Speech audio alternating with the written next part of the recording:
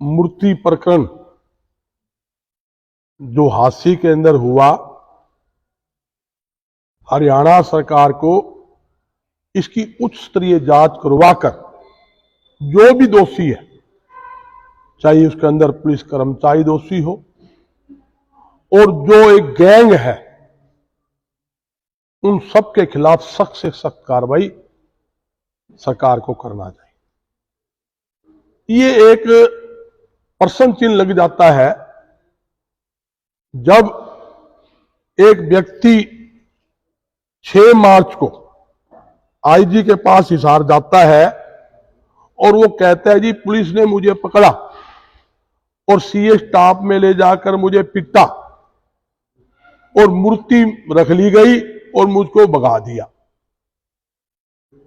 जबकि पुलिस को, जब पुलिस ने मूर्ति बरामद करी है, उस दोषी के खिलाफ कार्रवाई होनी चाहिए थी, पर्चा दर्ज होगा, उससे अरेस्ट होना चाहिए था।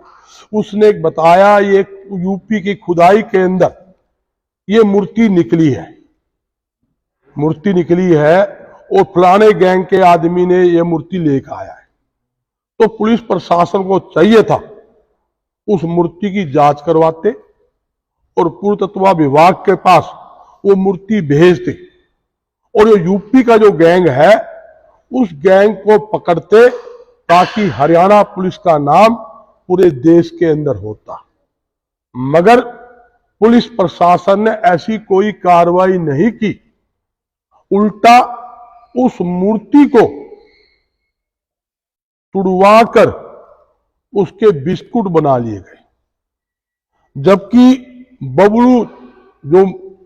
बबलू जो था, जिसने पुलिस ने पकड़ा था, उसने बताया कि मेरा एक सुनार जानकार था, हम उसके पास मूर्ति लेके गए दिखाने के लिए। उस सुनार ने उस मूर्ति के अंदर 79% शुद्ध सोना बताया।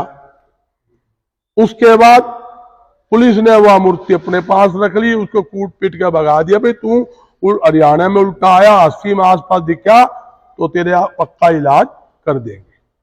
मगर उसने हिसार में नौकरी की थी, 80 में नौकरी कर रहा था, इसलिए वो मजबूरी में आ गया और वो हिसार आईजी जो राकेश आर्य जी थे, 6 तारीख को उससे मिले।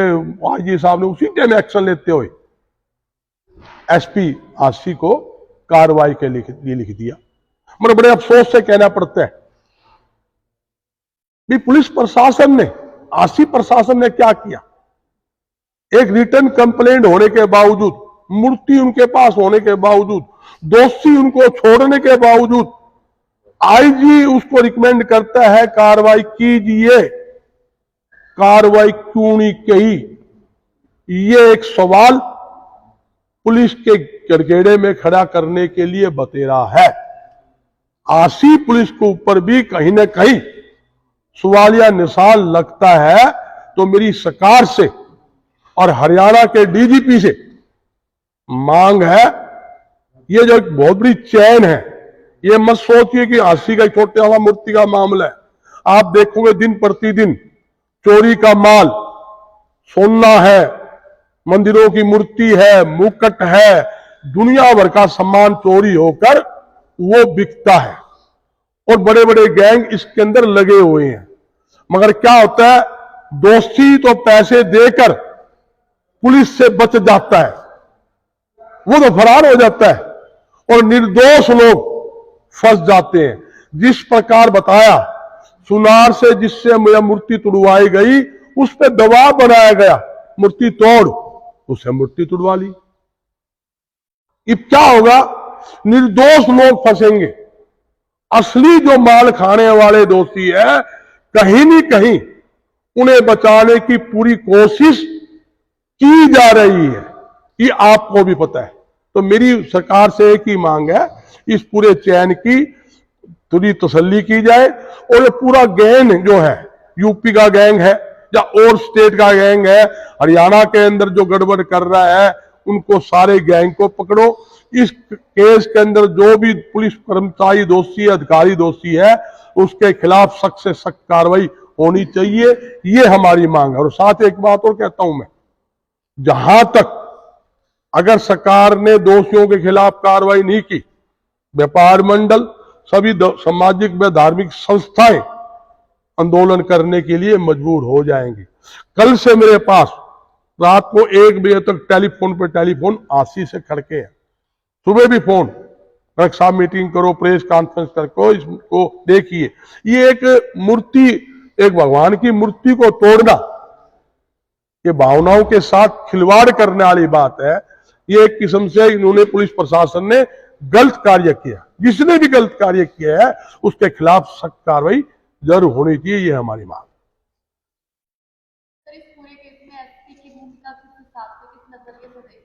देखिए, वो जांच के अंदर पता लगेगा। हम किसी को आज अपने तरफ से किसी दोषी कह दे या किसी को निर्दोष कह दे, वो उचित नहीं है। जहां जांच की बात है, हमने कहा जांच, उच्च स्तरीय जांच होनी चाहिए। जहां हिसार के आईजी श्रीकांत जी आए हैं, उन्होंने भी अपनी तरफ से कार्रवाई की है। वो कार्रवाई से मैं संतुष्ट भी हूं। जो कार्रवाई वो कर रहे हैं उस कार्रवाई से हम संतुष्ट भी हैं। भाई, पुलिस प्रशासन देर आया, दुरुस्त आया तो उनकी जब नॉलेज में केस आया, उन्होंने तुरंत कार्रवाई करने का आश्वासन दिया और तुरंत कार्रवाई करने के लिए आशी पुलिस प्रशासन को कहा।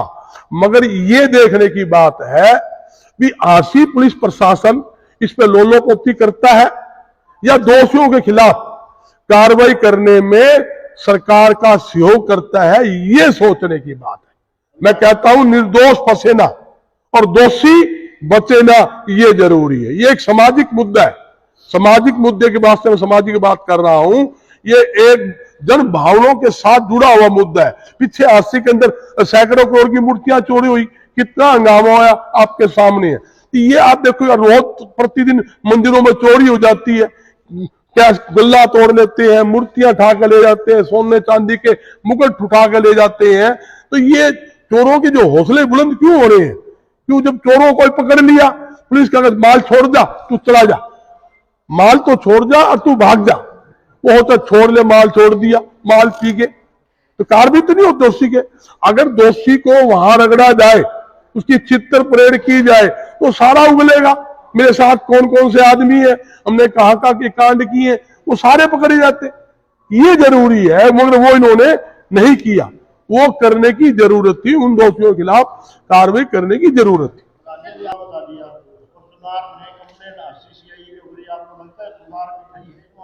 देखो,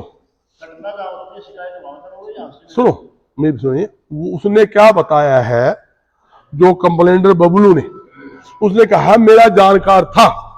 मैं तो वो एक वो उसकी जो लिंक थे, उसने मूर्ति दिखाने के लिए उसके सुनार के पास गया था। सुनार ने मूर्ति देख के कहा ये 79 इसके अंदर सोना है। उसका रोल तो वहां तक खत्म हो गया। उसके बाद वह कंप्लेंट होगी, सीए स्टाफ ने, आशी ने पता लग गया, उसको उठा के ले गए।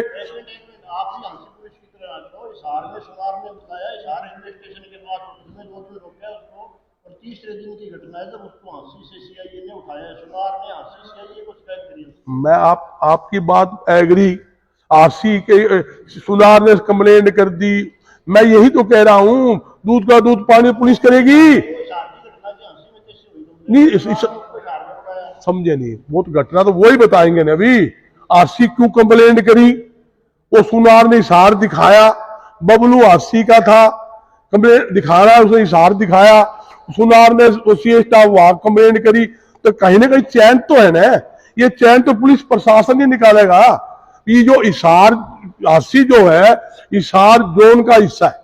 अब ये मान के चलिए, इशार जोन का हिस्सा आशी है, इशार जिले के अंदर आशी आता है। तो